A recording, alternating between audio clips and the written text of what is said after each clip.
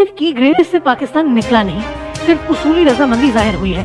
FATF की team Pakistan आएगी और दावों की तस्दीक के बाद फिर बाकायदा तौर पर पाकिस्तान को ग्रे लिस्ट से निकालने का ऐलान शायद अक्टूबर में करेगी। लेकिन इधर पाकिस्तान में क्रेडिट का झगड़ा जोर पकड़ गया है। नून लीग कहती है ये हमारा कारनामा है, इमरान खान कहते हैं ये हमारा कारनामा है। ऐसा अजीब तमाशा लग गया है कि वजीर आजम अपने वजीर खारजा बिलावल को टेलीफोन करके मुबारकबाद दे रहे हैं और इमरान खान हमाद अजहर को शाबाश दे रहे हैं। जमीनी सूरत हाल ये है कि जिस रोज FATF का इजलास हो रहा था, बिलावल ईरान में बैठे थे और ईरान इन 3 ममालिक में शामिल है जो FATF की ग्रे नहीं बल्कि ब्लैक लिस्ट में शामिल है। इमरान खान जब इसका क्रेडिट लेते हैं तो इसका मतलब ये होता है कि उन्होंने इस सिलसिले में मगरिब के तमाम मुतालबात पूरे कर दिए और मौजूदा हुकूमत भी अगर क्रेडिट लेती है तो इसका भी यही मतलब है। यकीनन FATF की ग्रे लिस्ट में रहना या ब्लैक लिस्ट में चले जाना दुनिया और बिलखुसूस यूरोपीय ममालिक और अमेरिका के साथ तिजारती ताल्लुकात में मुश्किलात का सबब बनता है, लेकिन इसका हरगिज ये मतलब नहीं कि ऐसे ममालिक तबाह हो जाते हैं। मसलन ईरान और शुमाली कोरिया लंबे अरसे से ग्रे भी नहीं बल्कि ब्लैक लिस्ट में है, तो क्या वो तबाह हो गए? इसी तरह मुत्तहिदा अरब अमारात और तुर्की ग्रे लिस्ट में है, लेकिन इन दोनों ममालिक की मईशत काबिल रश्क है। ताहम पाकिस्तान में ऐसा तासुर दिया जा रहा है कि जैसे इस मुल्क का वाहिद मसला ग्रे लिस्ट में होना था और अब अगर ग्रे लिस्ट से निकल गया तो सब कुछ हल हो जाएगा। हालांकि असल बात वही है जिसकी तरफ हिना रब्बानी खर साहिबा ने इशारा किया, यानी हमें अपना घर ठीक करना होगा। अगर अपना घर दुरुस्त ना हुआ तो इस तरह की चीजों से थोड़ा बहुत रिलीफ तो मिल सकता है, लेकिन मुल्क की मईशत रातों रात बेहतर नहीं हो सकती।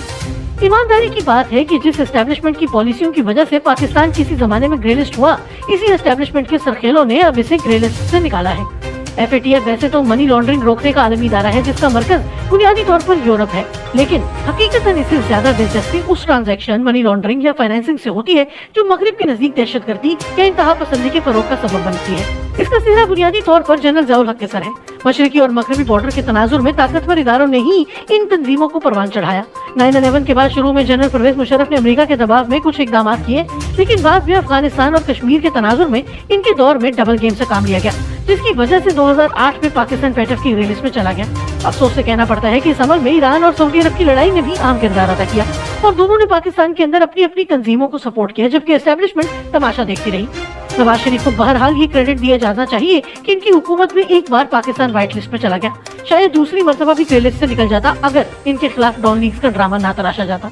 काबिल है कि नेशनल सिक्योरिटी की जिस मीटिंग से डॉन लीग्स बरामद करवाया गया, इसी मीटिंग में बुनियादी तौर पर इस हवाले से बात हुई थी और सेक्रेटरी खारजा ने अपनी ब्रीफिंग में कहा था कि सिर्फ FATF को ही नहीं बल्कि चीन को भी मजहबी अस्करियत पसंदों से मुतालिक हमारी पॉलिसी पर एतराज है। इस मीटिंग के मिनट्स अब भी रिकॉर्ड पर मौजूद होंगे, जिसमें इस बात पर इत्तफाक हुआ था कि इन तंजीमों से मुतालिक अस्करी और सियासी इदारे मिलकर वो इक़दाम करेंगे जो जनरल बाजवा के दौर में किए गए। लेकिन अफसोस के अगले रोज इस इजलास से डॉन लीग्स का ड्रामा निकाला गया और फिर इमरान खान और इनके साथ लगाए गए मीडिया ने इस पर नवाज शरीफ का जीना दो भर कर दिया। आर्मी चीफ बनने के बाद जनरल कमर जावेद बाजवा ने इस बात का एहसास किया कि अपने पेशरों की पॉलिसियों को रिवर्स किए बगैर पाकिस्तान FATF जैसे आलमी इदारों को मुतमईन नहीं कर सकता। चुनाचे उन्होंने अपने पहले दिन से इस पर तवज्जो दी। चंद साल कबल उन्होंने GHQ के अंदर एक बासलाहियत और मेहनती अफसर मेजर जनरल नोमान ज़करिया की सरबराही में एक खुसूसी सेल कायम किया।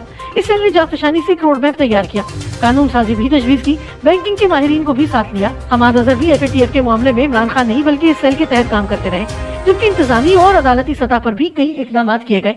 यहाँ तक कि कानून साजी के लिए पार्लियामानी लीडरों से मीटिंग्स भी इमरान खान ने नहीं बल्कि फौजी क़यादत ने की।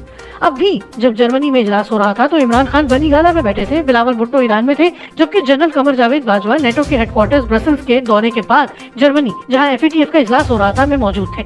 इन तारीखी हकायक की रोशनी में आप खुद अंदाजा लगा सकते हैं कि पाकिस्तान को ग्रे लिस्ट में डालने की या फिर डाले रखने की जिम्मेदार कौन थे और अब इससे निकालने का सेहरा किसके सर है।